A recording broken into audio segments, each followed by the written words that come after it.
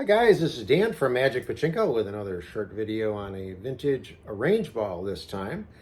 These are like a cousin to a Pachinko ball. A little bit different, but a lot of the same stuff. This is a Satomi 3-star Arrangeball, and this was purchased through an eBay sell, and the person that bought it was a customer of mine that had a pinball machine or Pachinko machine.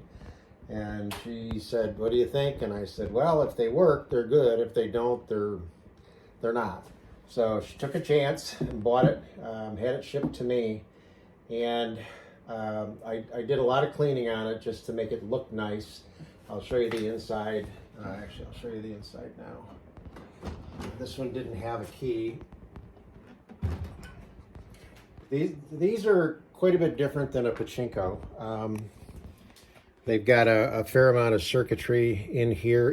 I've worked on 4 or 5 of them, and each one has been different to a certain extent. So this is the board that has the lights that you saw on the front. These are lights that will light up during certain wind conditions, and this is where the balls drop in and then activate the little switches for the lights to turn on. This is the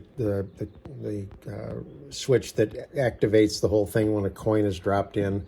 Once the coins drop in, they run down here, go into... Okay, good. I'm sorry, I'm trying to see what you guys are seeing.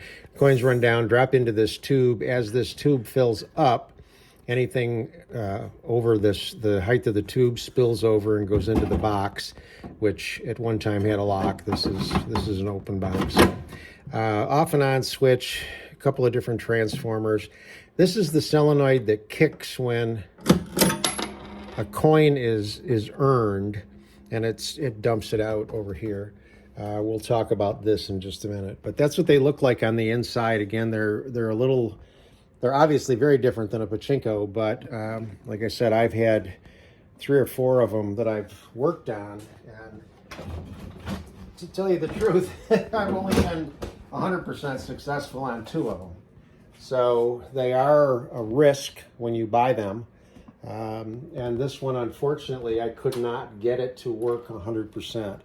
And I don't know about you guys, but when you tackle a project like this, put time and effort into it, and you're not successful, for me, it's a bummer. I mean, I'm going to send this back to the customer. I've talked to her. She knows the status of the machine. She's okay with it.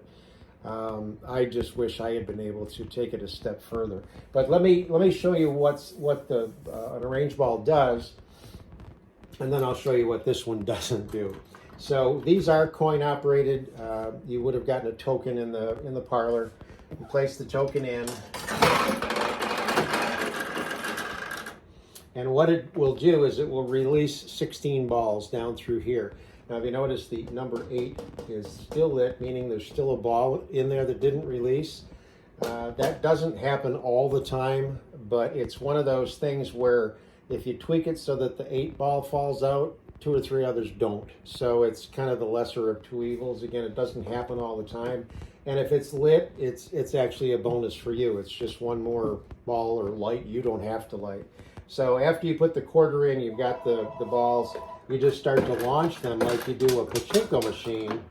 And as they fall down through the maze of pins, they will light up the corresponding numbers.